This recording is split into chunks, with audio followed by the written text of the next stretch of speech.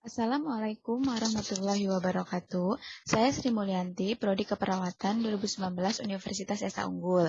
Di video ini saya akan menjawab soal UTS tengah semester mata kuliah Keperawatan Komunitas 2. Di sini nomor 1, jelaskan diagnosa keperawatan di dalam tabel berikut. Defisiensi kesehatan komunitas. Definisinya adalah adanya suatu atau lebih masalah kesehatan atau faktor yang mengganggu kesejahteraan atau meningkatkan resiko masalah kesehatan yang dialami oleh suatu populasi. Ada di sini batasan karakteristik. Masalah kesehatan yang dialami oleh suatu populasi, tidak tersedia program untuk menghilangkan satu atau lebih masalah kesehatan bagi suatu populasi, resiko status fisiologi dan psikologi yang dialami oleh populasi, tidak tersedia program untuk mencegah satu atau lebih masalah kesehatan bagi populasi. Faktor yang berhubungan, ketidakpuasan konsumen terhadap program, ketidakcukupan biaya program, ketidakcukupan ahli di komunitas, ketidakcukupan akses pada layanan kesehatan. Di sini ada ketidakefektifan manajemen kesehatan, pola pengaturan dan pengintegrasian ke dalam kebiasaan terapeutik hidup sehari-hari untuk tindakan terapeutik terhadap penyakit dan seksualnya yang tidak memuaskan untuk memenuhi tujuan kesehatan spesifik. Batasan karakteristik. Kesulitan dengan regimen yang diprogramkan, kegagalan memasukkan regimen, pengobatan dalam kehidupan sehari-hari, kegagalan melakukan tindakan untuk mengurangi faktor risiko, pilihan yang tidak efektif dalam hidup sehari-hari untuk memenuhi tujuan kesehatan. Faktor yang berhubungan, konflik pengambilan keputusan, kurang dukungan sosial, persepsi hambatan, ketidakberdayaan, konflik keluarga. Perilaku kesehatan cenderung beresiko. Definisi, hambatan kemampuan untuk mengubah gaya hidup atau perilaku dalam cara yang memperbaiki tingkat kesejahteraan. Batasan karakteristik, gagal mencapai pengendalian optimal, gagal melakukan tindakan mencegah masalah kesehatan, mengurangi perubahan status kesehatan, merokok, penyalahgunaan zat. Faktor yang berhubungan, kurang pengetahuan, kurang dukungan sosial, stresor, pencapaian diri yang rendah. Ketidakefektifan coping komunitas. Pola aktivitas komunikasi untuk adaptasi yang penyelesaian masalah yang tidak memuaskan untuk memenuhi tuntutan atau permintaan atau kebutuhan komunitas.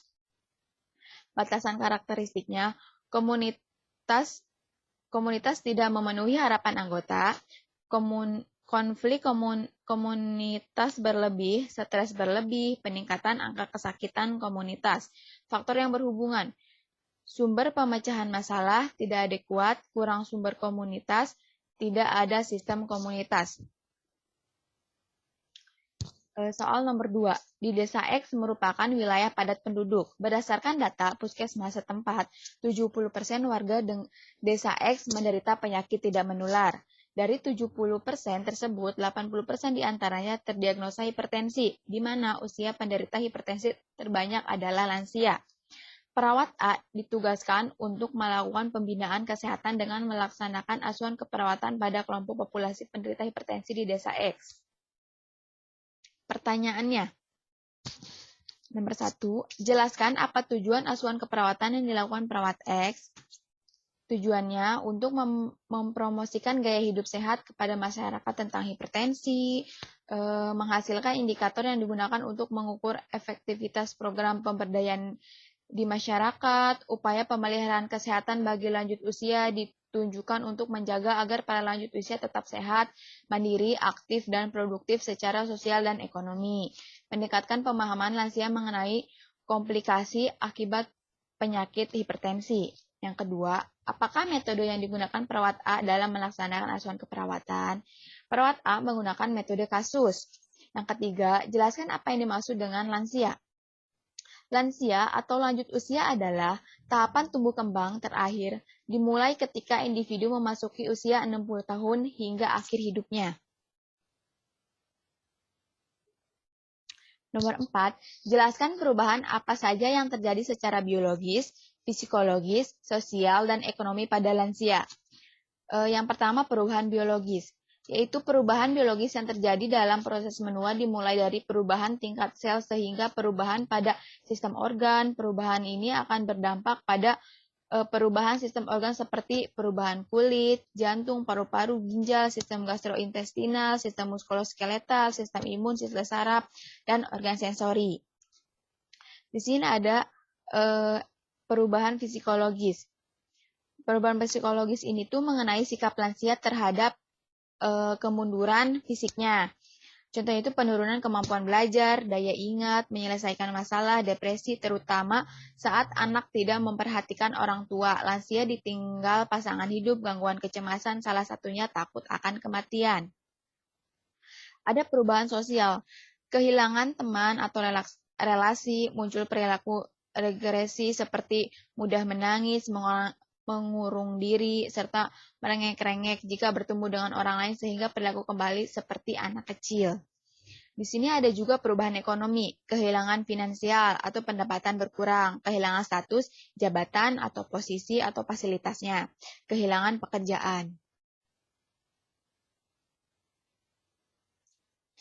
Nomor 5, jelaskan program kesehatan apa saja yang dapat mendukung upaya pembinaan kesehatan pada kelompok populasi penderita hipertensi di rumah atau di masyarakat.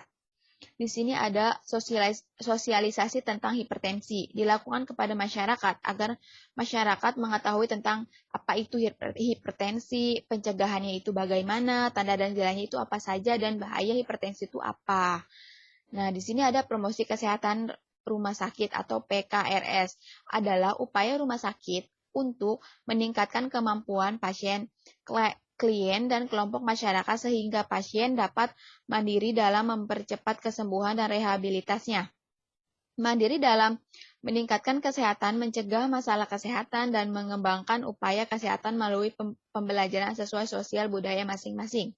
Di sini ada program Indonesia Sehat, di mana merupakan salah satu program dari agenda kelima Nawacita, yaitu peningkatan kualitas hidup manusia Indonesia.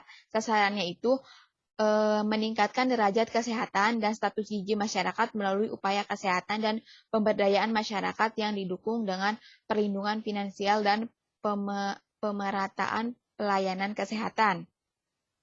Di sini ada JKN, Jaminan Kesehatan Nasional. Merupakan bagian dari sistem Jaminan Sosial Nasional SJSN yang diselenggarakan dengan menggunakan mekanisme asuransi kesehatan sosial yang bersifat wajib mandatori berdasarkan Undang-Undang Nomor 40 Tahun 2004 tentang SJSN dengan tujuan untuk memenuhi kebutuhan dasar kesehatan masyarakat yang layak yang diberikan pada setiap orang yang telah membayar iuran atau iuran dibayar oleh pemerintah. Sekian jawaban dari saya. Assalamualaikum warahmatullahi wabarakatuh.